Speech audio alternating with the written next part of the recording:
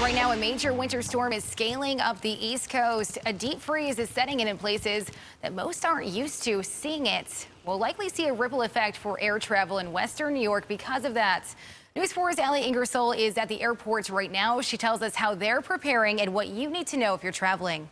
It's a busy day at the airport today as thousands of passengers are looking to get on flights after theirs were canceled flying into Buffalo yesterday. And now there's a tight window for them to fly out to cities along the East Coast as there's a winter storm warning predicted for that area.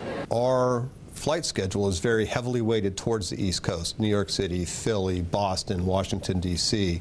Those are very, very vibrant markets for us. And so when they get shut down, then it creates issues for us here on this end. That means many of the on-time flights could go red, canceled, leaving thousands of passengers stranded. My heart goes out to those folks. The NFTA's Director of Aviation, Bill Vanasek, says they're keeping a close eye on this storm, but ultimately it's not their call whether or not flights will take off and land. That's up to the airlines. Certainty with travelers is better than non-certainty.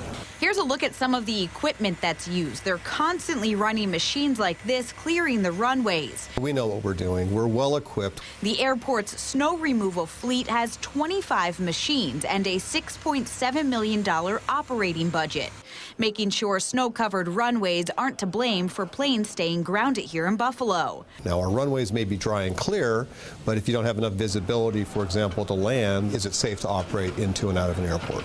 Now, once again, it is up to the airline whether or not they are going to cancel a flight, but the airport director is reminding people to have backup plans in place just in case.